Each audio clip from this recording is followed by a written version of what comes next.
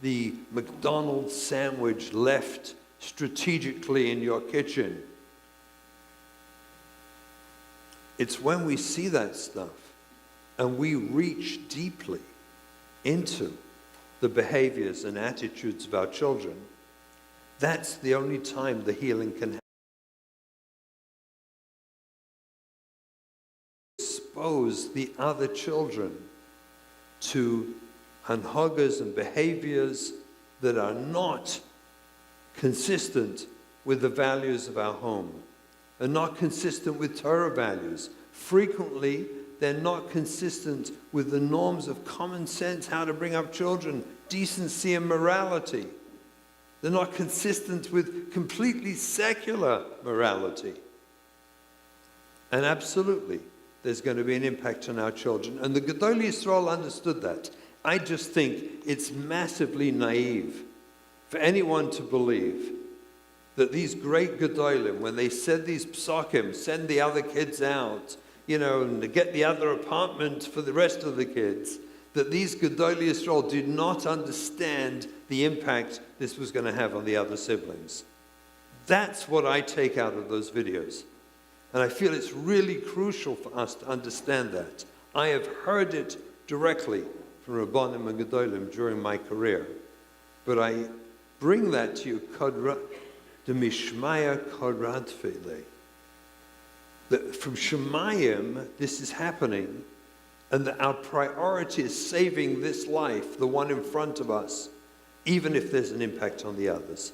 This is crucial, and I believe is the Hashkafas HaTorah as handed down to us by our Gedolim. Question is, how do we handle that? See, once upon a time, there was a world, I've heard this too, people have written to me and argued with me. There was a world where children married out and the Gedolei Yisrael pask and you sit shiva on them. There was a world once upon a time. There was a world where Teichacha were hitting children to make them comply was normal.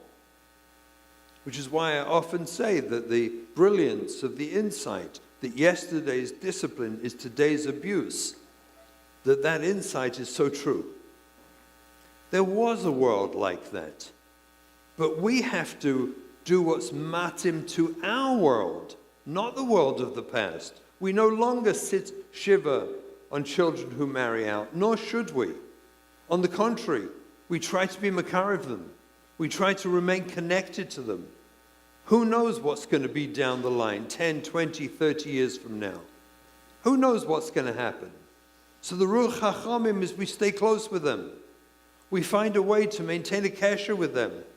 And each circumstance is different, how we do that. There was a world once upon a time of Leman Yiru V'Yishmo, where children should see that we react stark when someone steps out of line, because Leman Yiru V'Yishmo, they should see and hear that the swift justice that's meted out to anyone who's non-compliant. And for most part, that world is gone. Rabbi say that world is gone. We have to realize that no one learns from that. Actually, they learn fear. They learn to disconnect. They learn not to trust you. That world is over. And it's really crucial for us to understand that we have to deal with our world. The fact is, the world of children, I'm talking about the entire secular world, that world of children has changed. The way children are, for example, chutzpah. Once upon a time, it was chutzpahdik to disagree with your parents. And you got your mouth washed out. When we were kids, you got some soap, you put your tongue out, and your mother rubbed soap into your tongue, and you had to take it back in your mouth, and you had to sit with that if you said something not nice. Who in their right mind today would dream of doing such a thing? The fact is, I think someone just said you'd be arrested. That's probably true. The way we were brought up 50, 60 years ago, if anyone would experience the discipline we experienced as children, you would go to jail today. So that we have to attune what we're doing with our children to the norms of this society, the norms of the world they live in, the norms of our generation. So I'm not saying there's no makom for tochacha, but we have to change tochacha completely. Where tochacha, we connect to the word tochacha, not to do with whacking, but to the word lochiach, to prove, to show, to help them internalize and see. The world has changed, and if we keep attaching ourselves to norms that rarely apply in our world, we will hurt more and more children and drive more and more kids away. So the question is, what do we do? So I'm going to talk about an assumption.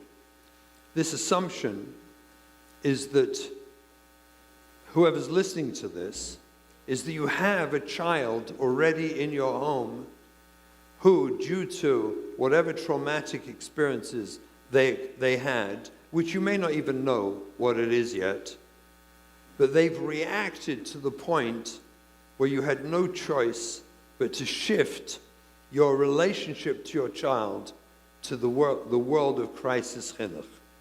And remember, in crisis chinuch, the yesod is that we look at the defiance as an opportunity for healing by attuning to their defiant behavior, be it in sneas, be it in Shmir Shabbos, be it in tarfus, be it in relationships.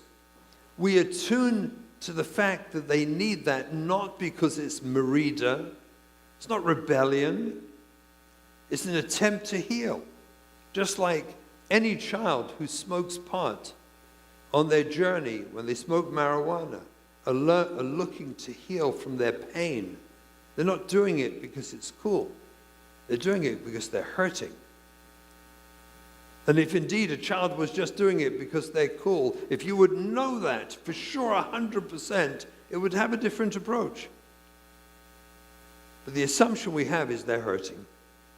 And you've shifted your family, your environment around your home, which the younger kids, if it's an oldest, as we had with our oldest, all the other kids were going to observe and watch as we tolerated levels of sneas in the home that were astonishing in those early days to us, to have to tolerate.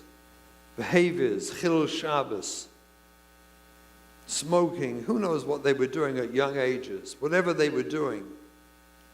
As we tolerated that, other kids saw. So this is the subject. We have in principle two homes. I want to say very clearly, if you have a home where your parenting was attuned, if you've heard me speak about the crisis chinuch, in that drasha where I talk about the principles of attunement, of let's just take the attachment of safe, secure, seen, and soothed. If you were doing that, you and your spouse from day one, this is the kind of home you've run, always. This is actually why when we wrote the book, we made such a fuss about it, because it was the hope that the next generation, our children getting married, would be gifted with this book, gifted with this knowledge, so that as they bring up their children, they'll understand how to create resilience. And if indeed you had such a thing, where this is how you run your home. You've got the 4 S's perfectly down pat. By the way, everyone like that, who does that, you could leave now.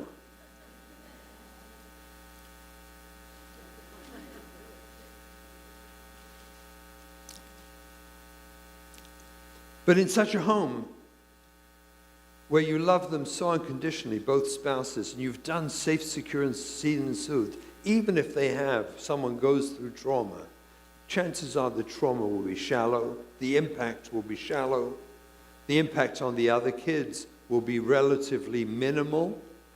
But even in such a home, the other siblings will need some level of attunement, as I'm going to describe. Don't fool yourself. Even if you were zeicha to run such a home and temporarily to help a child who's struggling with trauma, you need to make accommodations in your home. Even in such a home, there will still be some impact on the children. Always. It's not that the resilience you provided will not impact their souls and their hearts when they see you change the ruach of your home. It is confusing, even in such a home. What we're going to be talking about is the regular home. Homes where one or both of us as parents can't really do that. We didn't really offer fully the 4 S's in the first place. Where we're struggling now because we have a child who's gone through trauma and we are fully aware there is an impact of some sort on the other children. This is the subject we're going to deal with. So let me divide it up for you and make clear something we spoke about this morning that I'd like to go on record and make this very, very clear. Someone asked this morning that it would appear, actually I don't even remember how they asked it exactly, but they used the word contagious. That somehow it's contagious. One kid goes off and struggles, we do crisis chinuch, and it seems to make it contagious. Good, I'm seeing heads nodding, so I'm feeling good. It appears to make it contagious, where other kids suddenly go off, and then all the self-criticism, the self-blame, other people, especially family, that means brothers and sisters-in-law, parents, that's the grandparents, who come and say, Hashem Yirachem, how could you do this? Look at the impact on your other children. Look what's happening. And they come and criticize us. And in that moment, we who were always anyway besophic, maybe I'm doing the wrong thing, because crisis chinuch is so counterintuitive. When they start criticizing us about the contagion in our home, we can fall for it and believe it. So I want to make something clear once and for all. If you have other children in your family, other kids suddenly go off, and then all the self-criticism, the self-blame, other people, especially family, that means brothers and sisters-in-law, parents, that's the grandparents, who come and say, Hashem Yirachem, how could you do this? Look at the impact on your other children. Look what's happening. And they come and criticize us. And in that moment, we who were always anyway besophic, maybe I'm doing the wrong thing, because crisis chinuch is so counterintuitive. When they start criticizing us about the contagion in our home, we can fall for it and believe it. So I want to make something clear once and for all. If you have other children in your family who have latent, pre-existing, buried traumas, whether from learning trauma or sexual trauma or de facto traumas, other forms of trauma. They have serious struggles of their own that are latent and buried and haven't yet emerged. Then when you shift to crisis chinuch with one child, an older child, you will activate in the younger children the early expression of their latent trauma. It will be activated. So it wasn't that when you did crisis chinuch, there's a causal effect. It caused it. And I know there are critics out there in the world who, when they hear me speak on this, they jump up in arms and write letters to Mishpacha and Ami against me, where they say it is causal, you did cause it, and it's not true. None of them, by the way, not one of the critics, I'll say this so very openly, have ever sat down with me and said, I want to understand what it is you're saying. Can I work it through with you and try and understand it? I feel differently. I think you're wrong. I would welcome them. But people write and say and critique without ever actually sitting down with me and saying, can you help me understand fully? Can we spend a few hours, which I would gladly do, trying to understand your data? How do you come to your conclusions? Where's the research? I would gladly share it all. And not one ever has. Not one. So when you read stuff about people saying, I disagree, I've seen people who write, and this is, I'm not upset about it, I'm saying this for your benefit. When people write stuff and say, I disagree with Rabbi Russell's position on X, Y, or Z. So I'd love to know, and you should ask yourself or ask them, how many times have you called him to discuss it with him? Have you ever fully understood what it is he's saying and why? I'm saying this to you because it's very confusing when you listen in the world to this like ping pong match out there in the world of so-called experts. I invite anyone to come and ask me and sit down with me and spend hours with me to process, and we'll work it through and I'll show them why. And my experience is that as I talk this through with almost anyone, the penny drops and they understand why this works and nothing else does. Having other children in your home with pre-existing latent problems, issues, or traumas of any sort, problems that make their normative journey through life in the yeshiva system, in the Chassidish world, it makes it impossible for them, and it's latent. When your child starts struggling, it will expose itself. It's inevitable. That is not a, what do we say, contagious? That's not causality. That's early exposure. And now I want to say something even more dramatic. Early exposure is good, not bad. We, unfortunately, spend so much time desperately trying to protect our children, and no one ever told us, and we didn't come to terms with the fact that late onset, when they break late in life, the later they break, the harder it is to help them. Because later in life, they turn it into a philosophy. Later in life, they make it into a shita. And it's very, very difficult to change their minds later on. I'm not saying impossible. I'm saying very difficult. Early exposure, where they get exposed because they had a latent issue and it came out in your family because you shifted for an older child to crisis chinuch model, actually turns out to be a bracha. Can we just drink that in for a moment? Now, when I say a bracha, I don't expect everyone to jump up for joy and say, great, I got 4 kids off the derech now. This is like amazing. No. When I say it's a bracha, and I discussed this with Gedolei Yisrael, that when the kids go off early, as a matter of fact, I don't want to say names now publicly, but there were those who were saying to me with a wink and a nod, so maybe we should be pushing them all off early. Because when they go off early, they get exposed to all the well-meaning, amazing people on the streets with the programs and the yeshivas and this, all the stuff and the mentors and all these wonderful heilige neshamas who are out there connecting with them and helping them, and they get help for their traumas earlier in life.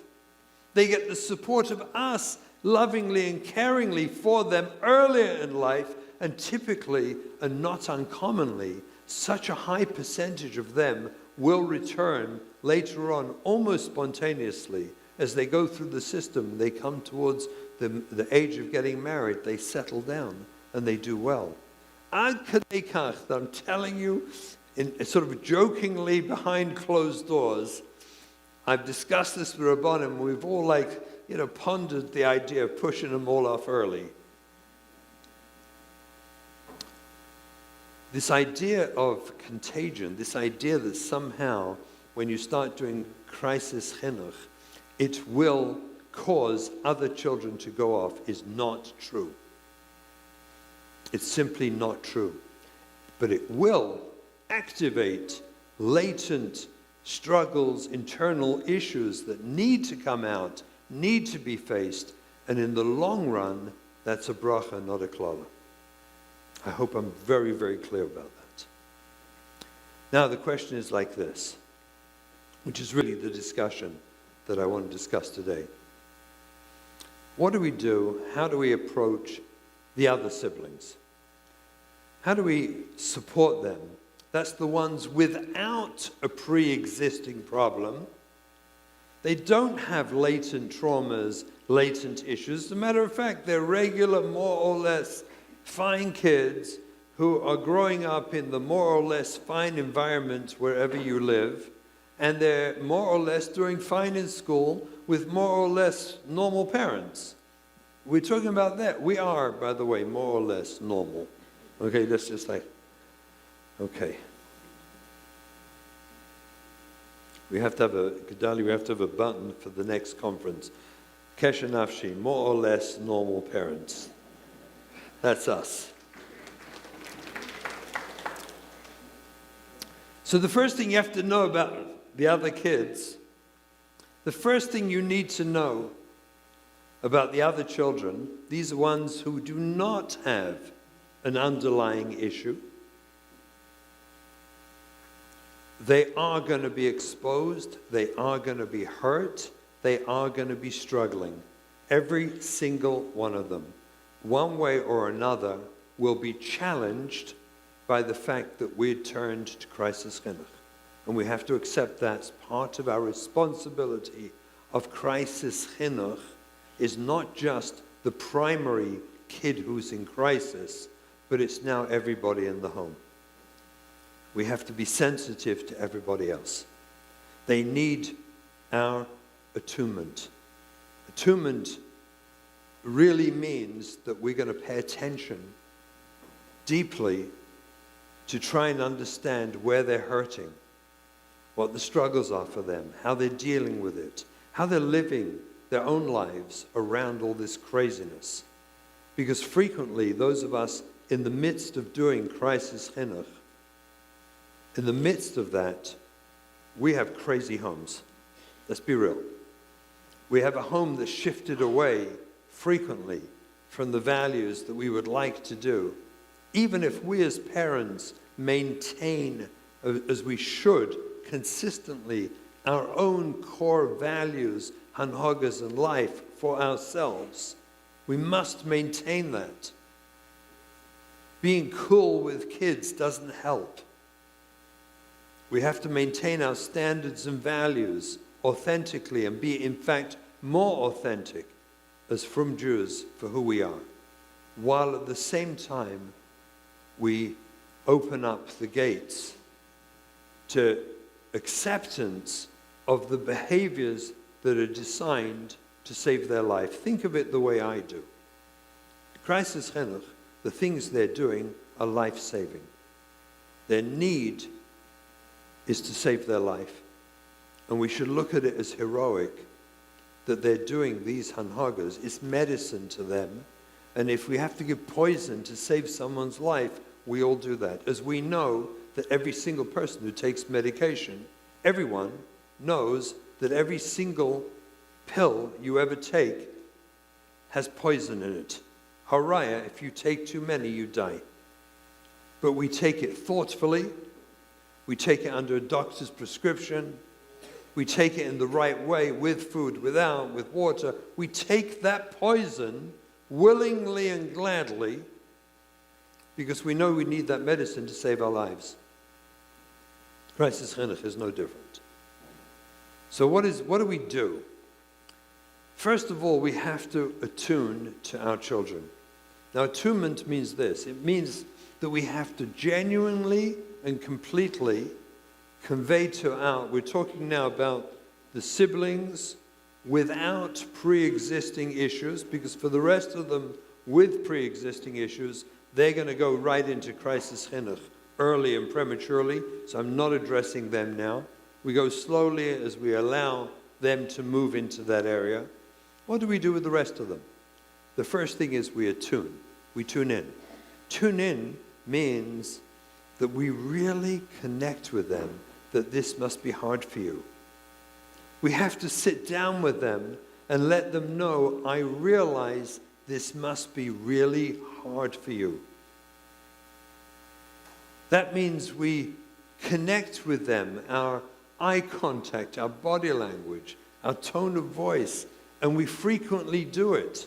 Not just once, but we frequently go back to it. Every time there's an episode in the house and someone storms out with a curse word, on their lips, which they just cursed you out, or they mechal Shabbos and storm out of the house, being mechal Shabbos, the first thing we do is turn to the other children. How was that for you? It was hard for us. How was that for you? We have to tune in to their experience of how horribly difficult this is around them.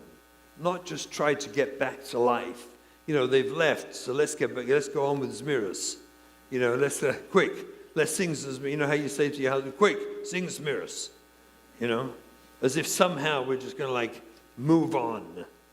Quick, make Kiddush. After this daughter came down dressed like who knows what, made a whole scene about how she doesn't care and give a certain type of interest in your life with various curse words, as you're all about to make Kiddush, and then storms out the house, and then the wife turns to the husband and says, quick, make Kiddush, quick, quick. That's crazy. That's crazy. First, put down the kais and say to the kids, I'm guessing that was unbearable. It was for us. How do you feel about it? Attunement means the first thing is when there's an episode and the person involved in the episode has left the stage. Oh, stage left, right? They left the stage. When they're gone and out the house and stormed off, you turn empathetically to the children and say, how was that for you? It was pretty unbearable for us. How you feeling? You don't say, quick, make Kiddush. Quick, serious, quick. Let's normal. Let's do normal. Quick, normal. There's nothing normal anymore about your life when you're doing crisis chinuch. Can we accept that? Is that a good soundbite to send out? There's nothing normal anymore about your life when you're doing crisis chinuch. The new norm is a much greater norm. It's a much more spiritual norm. It's a much closer to Ribono Shel Olam. It's a much higher level norm, but it's not the old norm. That norm is over. So don't try to keep that norm going without first, how did that feel to you?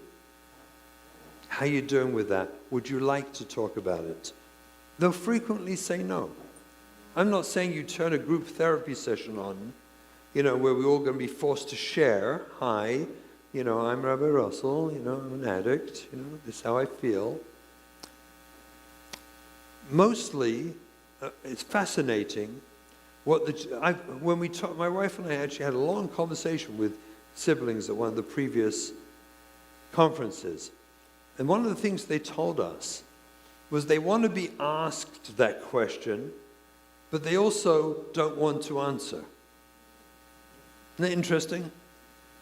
They desperately want you to ask that question, how you doing? How was that for you? But they desperately don't want you to expect them to answer that question. Can we understand that? It would be a nightmare for them to talk about it. But it's a worse nightmare if we didn't ask. So the delicate dance we do with them at that moment is where we tune in to ask without the expectation or need or responsibility to answer. If you want to talk about it, I'm happy to. If you don't, that's fine too. I just want you to know I care about how you feel. That must have been really hard to witness. That's attunement. This is crucial that we communicate this to our children. And they feel that we care about their feelings. Now, I'm going to go through a list now of things, direct things teenagers, siblings told me. This is almost word for word from things I asked them, I met with a number of teenagers who have siblings in crisis. And I asked them, what would you like me to say? And the list I'm about to go through came from them. If someone could actually, I wish I'd had a PowerPoint, I would have put it up there. But maybe you could take notes of each one of these and we can send it out afterwards. So here's the list. Number one, here's things they want us to ask them how they feel about. Number one on the list, the changes in our home. They grew up with a certain type of home, with certain types of expectations, where a Shabbos Suda looked normal, or Yontif looked normal. There was a certain norm and expectation of clothing, of dress code, of conduct and behavior, and a certain level of respect to parents. When the kids are very little, they usually grant us that. And some of the kids are used to that and expect that, and they deeply mourn the loss of that. They would like us to acknowledge how painful it is to them, the fact that there have been really profound changes in their home, and they're not sure, what is this home? What are our values here? They're kids after all. They would like us to acknowledge that, tune into that, ask them about it. How do you feel about it? Let them express their fears and concerns. Like, are we all going off the derech? Like, what's next? I've had kids who've asked their mother, are you going to start dressing like her? Like just to make her feel good? Is that it? They're concerned and worried about our environment. So the first is ask them, be attuned. They want to know what's happening to our home. Who are we? What are we doing? And according to the age and level and maturity of the child, we need to talk to them about it. Some of the parents have told me they've watched with their older kids some of these videos from Kesher Nafshi, and they were tremendously helpful to the kids to understand where we're holding. So with older children, you can do that. But at least to acknowledge our home isn't the same. It's true, and there's a reason for it, and there's a reason why we're allowing this. Explain it to them. This list, by the way, was pretty much in order of what I received. I tried to organize it based on what I heard from various kids. Number two on the list was they found their parents are frequently not present. Truth is, for us, parents, we have to know that when we're dealing with crisis chinuch, when you have a child who is in your home rebelling and struggling and already, way away from our values, you are probably a trauma victim too. And frequently, we are offline too. We're not present. We're not there. We are frequently so worried and engaged. How many times any of you have found yourself for hours locked in your bedroom or the bathroom, making frantic phone calls quietly because you've got to deal with some crisis somewhere with your child, and you're not present, and the kids are knocking on the door, Mommy, Tati, When are you coming out? Where are you coming out? We are both physically not present frequently, and we're emotionally and psychologically not present frequently. We have to, and then of course there's the frequent traveling and going and coming when they're out in a yeshiva or they're somewhere out of town, and we're always doing the right thing, which is to travel and go and spend time with them and connect with them, which we must do. And at the same time, we need to acknowledge to the other siblings, how is it for you when I'm not present? What can we do about helping that? Would a phone call help? Would a texting help? What would help you deal with the fact that I'm frequently, emotionally, psychologically, and physically not present? I'm not here. And again, I want to tell you what most of the kids told me, that they have no answer for that. But they just want it to be acknowledged. In fact, this whole list, almost all the things on the list, have no real answer. In other words, we can fine-tune our own ability to be present. We can recognize how distracted we get with the crisis, with the problem, and with the phone calls. And our whole involvement and engagement can be so disconnected because we're so focused on the crisis. What the kids told me is what they need desperately for us is to admit that.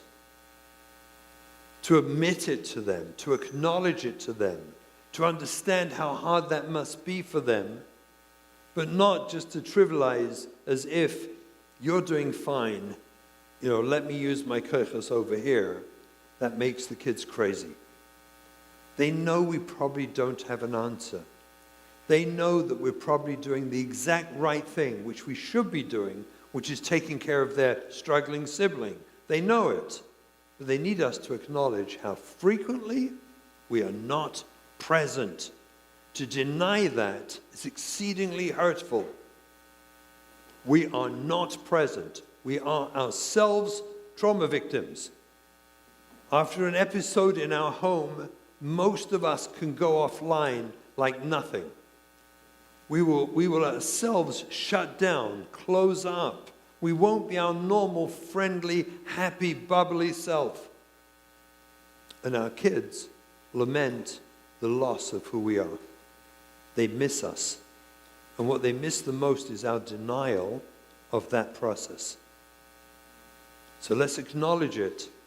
Let's connect with it and help them understand. I understand it's happening frequently and it must be hard for you.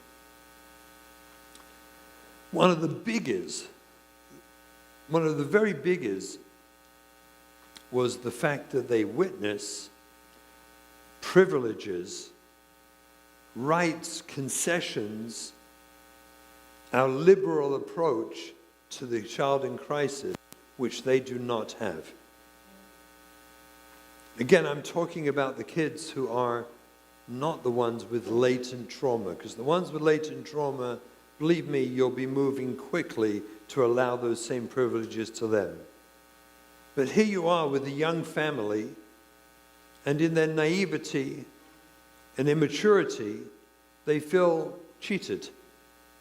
They feel cheated that you're running off on exotic vacations, that you're providing tablets and smartphones, that there's a screen suddenly in this one's bedroom on the wall, a massive 108-inch screen on the wall.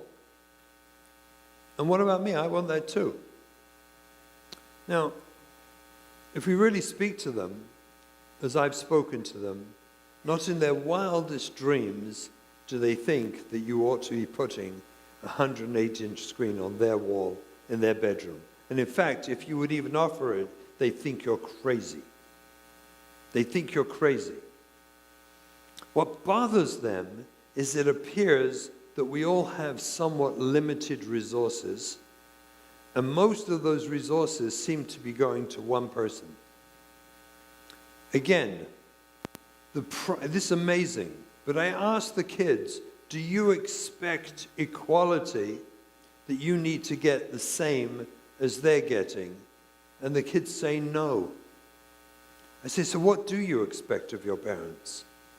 Number one, we expect of our parents to understand how hard it is for us to witness that. That's number one. Can we just tune in how difficult that must be and acknowledge it, and not be afraid that if we acknowledge and validate how difficult it is for them, that they will then demand, well, if you know how difficult it is for me, then get me one too. That's not where they're at. Where they're at is struggling because all people, all children, we as adults, we all crave a little more in the Gashmi world. That's normal. Every person wants that. But when we give these privileges to the struggling kid, as we know, the other kids will think in their hearts, and we need to validate that thought, which is, do I have to go off the derech for you to give it to me too? Do I have to stop keeping Shabbos so you'll give me a smartphone? Do I have to rebel so you'll allow me to wear whatever I want? We have to tune in to the fact why we're giving the privileges, what they're about, and then, of course, do everything we can with our limited resources to give appropriate privileges to these children, too. Whatever we can do to give them extras. Not the same. It doesn't have to be the tablet. It doesn't have to be a smartphone. It probably shouldn't be. But we have to find something to give them to sort of acknowledge. It's not, please get this right, the kids they're not stupid kids. They understand what we're doing. But we have to find a way not to equalize, we have to add up the sum value of everything we spent over here and make sure we spend it over. That's not it at all. That's not what they need or nor what they ask for. It's not the value they're looking for to equalize it. They're looking to be acknowledged. They're looking to be understood. It's difficult. And while we do, and we should, grant them gifts. I often talk about how I believe prizes in chinuch are not helpful. Surprises are very helpful. The unexpected. So that when you go somewhere, by the way, Rabbi Sai, this works for your wife very well too. Just don't tell them, but it works real well. Just don't mention I said anything. Surprises. Little gifts. You go somewhere, you see something and you remember the non-struggling, the regular siblings, and you bring them home a little something. It costs nothing. But it's the fact that you tuned in and you got them something special, something they would like. You gave them something attuned, a privilege in a certain way, an extra. That's what they're really after. So if you don't do it, I must tell you, it sounds like they want the same. Their hurt feelings, when they get expressed, sound like they're demanding the same. But in fact, if we were to focus on understanding how challenging, how difficult it is for them to watch these resources and privileges and permissions and liberalism be handed out here, and we still have a strict, curfew and homework and tznius and learning and expectations for Shacharis. The attunement, that's what attunement is. The attunement to acknowledging that to them, helping them understand that we get it, how hard that is, coupled with the little gifts, the little things we do for them, the unexpected privileges that show them you're on my mind too, helps them deal with this problem, with this inequality. We have to acknowledge it, but we don't have to equalize it. It's a mistake. They're not stupid, the kids. I have to tell you, when I spoke to the kids, when we spoke to my right, we were so impressed, amazed at their maturity, their sincerity, and incredibly, their understanding of us as parents. Amazingly so, how they deeply, this is what we got from them. And I've had this all the time when I talk to them. How, in fact, my wife and I, over the years, we in Eretz Yisrael, we frequently have groups, either yeshiva guys or seminary students, learning there. And we have them over for Shabbos, and Shabbos turns into a whole, you can imagine at the Russells what it looks like, a whole Shabbaton thing that goes on. And every conversation comes up, especially children in crisis. It always comes up. Always, always, always. The kids bring it up because turns out they always have a sibling or a first cousin or the next door neighbor who's gone off the deck and they want to understand. And we talk to them about how it felt to them. And I can tell you, the kids do not expect you to give the same privileges. They're not stupid. They understand this is for them because of their circumstance. What they're really saying to you is, I want to be acknowledged. I want to be understood. Please tune in how hard that is for me, nevertheless. And the attunement coupled with the frequent, I thought of you, I was out, I was at the store, and I bought you something, or I was on a trip and I thought of something, or I'm going on a trip and I'd love you to come with me. How about you come with me? It'll be such a nice time we'll have together. The attunement to that will take care of that problem. Here's another one that they are very troubled about, again, and it demands our attention. When the sibling is incredibly disrespectful to you as a parent, curses you out, ignores you, lies to you, screams at you, intimidates you, threatens you, and there's a whole scene where the siblings have to witness this incredible lack of respect for you. Interestingly enough, they feel bad for you. They feel really bad for us. It's not just that the ruach of the home, I said at the beginning, has changed, but they feel really bad for us. It really hurts them. And so we need to talk to them about our feelings about that disrespect. What I would say, and again, this is predicated on having a good, close relationship with your children, is I want you to know that I don't experience that as disrespect. By the way, if this is not true for you, don't say it because they'll know it's not true. You have to get yourself to a place where you understand that all you're looking at is a lion with a thorn in its foot and it hurts like crazy. That is not chutzpah or disrespect. That's an external expression of pain. And so we must tell our children, the other ones, that's not disrespect. That's pain.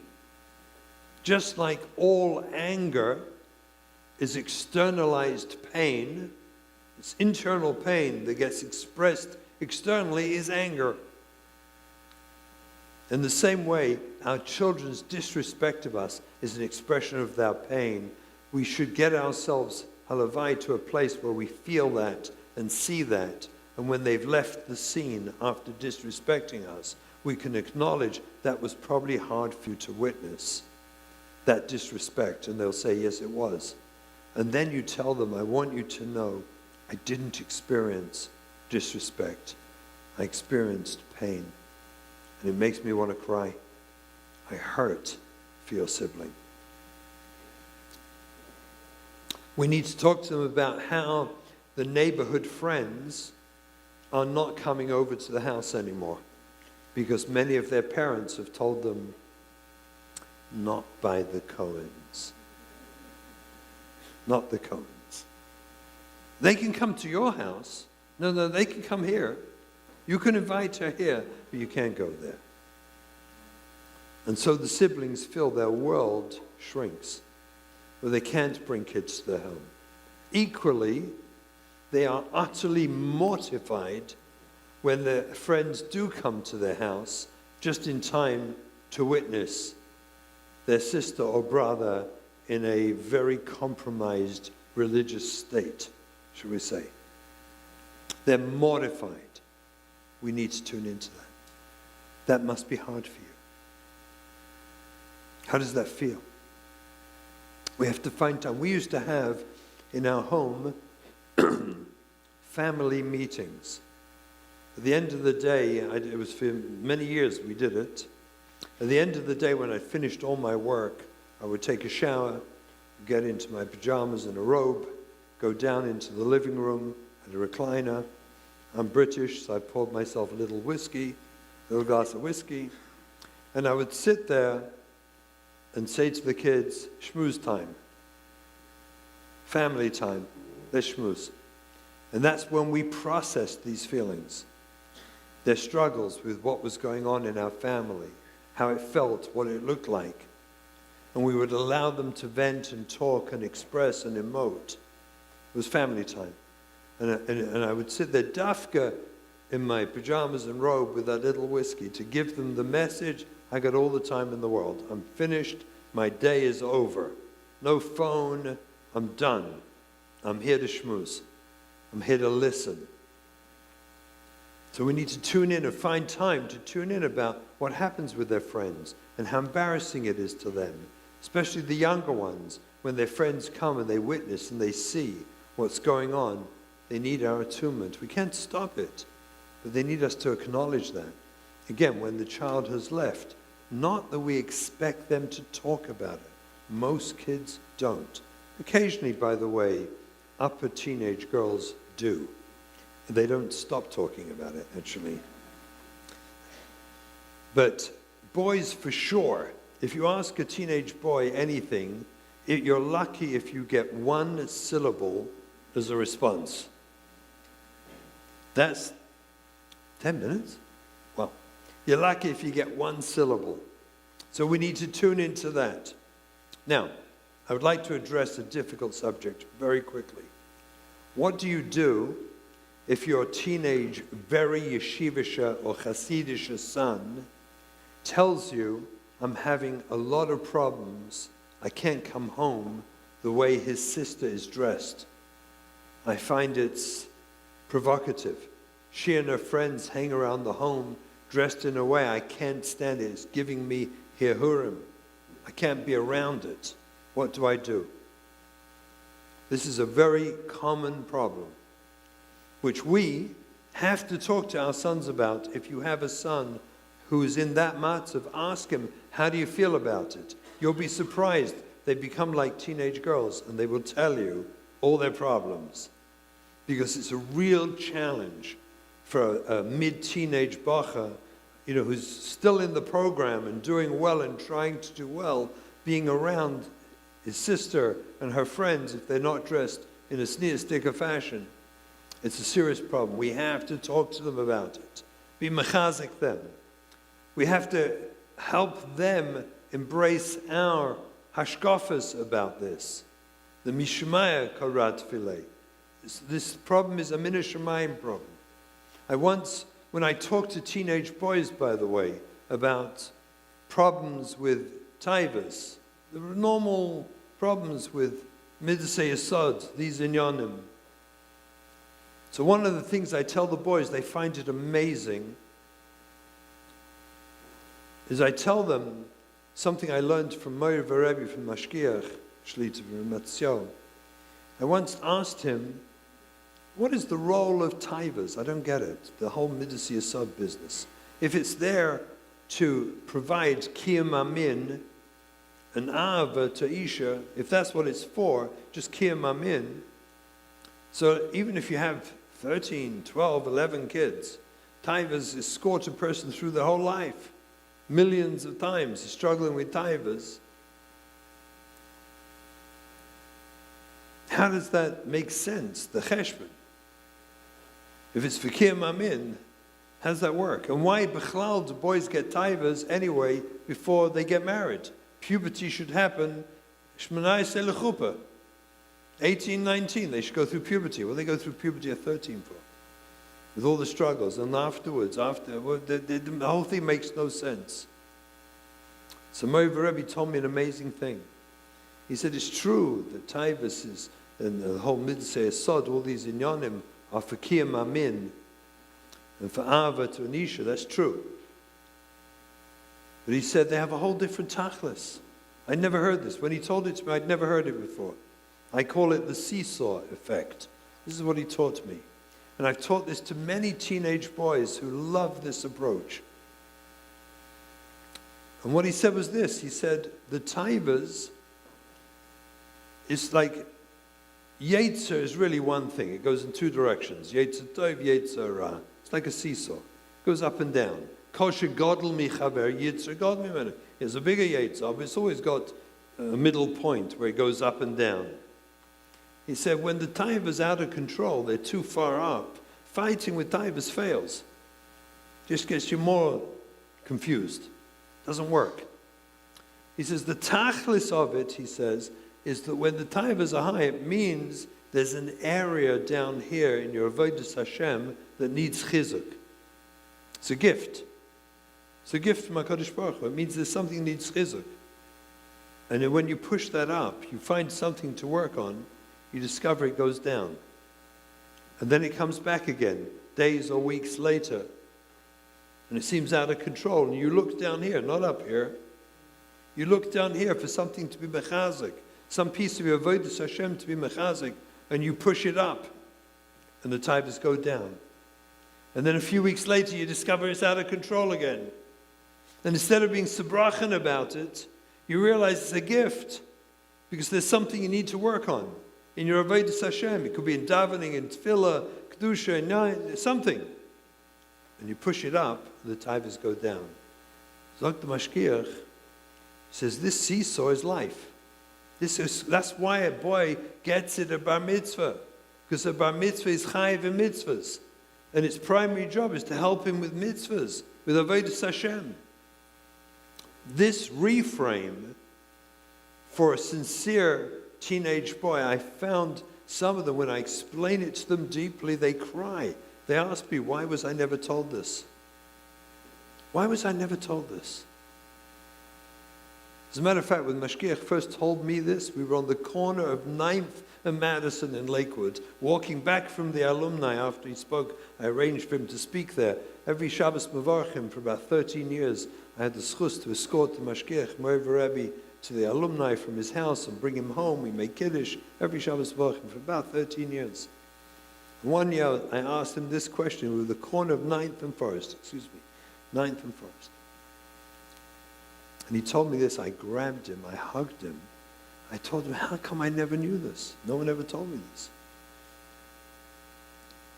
But as I explained this to teenage boys, to a sincere teenage boy, it's like a marpel nefesh. It's unbelievable, the change. So we tell him, work on your shmiras einayim. Stay in yeshiva a little longer. See, the one thing you can't do is to go to your daughter, God forbid, and I say this, God forbid, you go to your daughter, God forbid, and tell her, you know, it's very disturbing to your brother the way you dress. You know, you really need to tighten up. It's not fair. Don't do this. Don't do this. I'll tell you why. If, God forbid, that girl is a sexual abuse, actually, regardless, if she's rebelling against her, kal v'chayim, let's start with sexual abuse. Lu yitzur, she's a sexual abuse victim. And you now tell her that her body is an aggressor. Hashem Yirachem, the damage you can do to that girl who's already been abused. And now you're telling her she's an abuser because of religion. Religion tells us you are an abuser. God forbid, that could kill a kid. That could be the last straw in her life. God forbid you go to her and start telling her to tighten up her tznius. And I want to tell you, if a girl is rebelling against Torah mitzvahs because of learning or other problems, and it's not sexual abuse, and now we're telling her because of Torah, you've got to behave better, you could put her over the edge in a sofit kuch nefesh. Hashem Yirachem, don't do it, please. It's a very dangerous thing to do. The focus and attention is on the brother. Sensitivity, understanding, attunement, how difficult it is. Give him chizuk, give him eitzes. Stay a little longer in yeshiva if you can. You know what to do. Tell him what you do, how you handle it. And most of all, tell him this idea about the seesaw. The faked, you can turn this into something for your avodas Hashem that's unique and special. And it's true. We all say, Lo mi dufshech v'lo mi uktzech. Don't give me your honey. Don't give me your sting. And Michael Tavis about my avodas Hashem. And we have to acknowledge that to him too. It's exceedingly hard for him. But don't tell your daughter to change. It could be real life-threatening. Please don't do it. Focus instead on him. Last couple of comments. Parentified child. Kids hate being parentified. You have this one little tzedekis. We made this mistake. We had one little tzedekis. Today she's got 5 children. She lives in Shalayim, Kanei Nahar. But we made that mistake in the early years, and we've talked to her about it, that we expected too much of her. We parentified her. We did stupid things like asking her for eitzes about how to handle the kids and what to do with them. It put responsibility on her that was horrendous, unfair. Don't parentify your children. Don't ask them to do your job as a parent. Don't expect them to be a role model. For heaven's sakes, do not tell them, you better dress properly because look, your youngest, they're looking at you. They're looking at you. That's not fair. Don't put that pressure on them. Let them be them. Forget. Tell them, Mishmaya karot filei. This is all mina shemayim that's happening. You do not have the responsibility to fix your siblings. And nor do you have the responsibility to be the perfect child so your parents can feel a little nachas. You have a responsibility to be you. Just be the best you can. It's our job, Mami and Tati, it's our job to take care of your siblings, to have this home run well. It is not your job. Tell them that. Because it's frequent that the little tzaddikus or the little tzaddik in your home take on this role for themselves. And it's an enormous pressure. It's a painful pressure to them that ultimately hurt them. Don't give advice to these siblings. Listen instead. What they asked for was attunement. What they asked for is that we should hear them. What they asked for is we should understand how difficult this is for them. That's all they asked for. They want us to be tuned in and not have expectations of them that they should be perfect. And the last thought is this. Please don't panic. There's something called being a teenager. Your regular teenagers, the non-trauma victims amongst them, will go through likely teenage angst, the ups and downs of being a teenager. That's normal. Don't interpret when you see them struggling and panic stations. They're obviously going off the derech too, and suddenly react with the fire brigade and the police and the FBI to stop them, and they have to go to therapy right away. Remind yourself that teenagers are teenagers. And teenage boys don't talk, and teenage girls don't stop talking. Remind yourself that teenage girls fight with their mothers non-stop. It's what they do. It's why they'll have a good relationship when they finally get out of being teenagers. Teenage boys shut their fathers out, and which the fathers quite enjoy, unfortunately. I'm sorry. But they enjoy it. That's why when men hit their mid-40s, they're desperate for a relationship with their father to work out all their stuff before he dies. I want to work it all out. Girls have it done by 19. They screamed, they yelled, they fought, they reacted, and now they're best friends. They're like two sisters. It's crazy. Men, who's that? Oh, it's my son. It's my son? Yeah, it's my third son, right? They don't talk. Let your teenagers be teenagers. Don't think that when they're going through normal teenage stuff, if you're not sure, read a book on teenagers. Read a book about regular teenagers. so that you can understand and not panic when they act like teenagers and think they're all going off the derech. That's one of the things the kids hate the most. Having said all this, look, this is Rosh Hashanah. You understand, as I said at the beginning, this is not detailed. This is Rosh Hashanah. I hope this is helpful, will give you chizuk. We went through this with all our kids. We came out the other end, and we're close with all of them. I'll tell you one last thing. I'm not going to name names, but you could ask them yourself. But I can tell you how many amazing schools, yeshivas, programs, mentoring programs, therapists, people working with kids who are struggling. These programs are run by the siblings who survived. It's incredible how many of all the main programs are run by and staffed by the siblings who survived, who learned by watching their parents how they handled it so beautifully and helped them with it. They frequently learned how to cope with it and found their purpose and meaning in life. Mishmaya kodrov vele. If it's brought to our home, it's min hashamayim. Soll der Eibishter helfen. I hope we all have a chizuk and we can go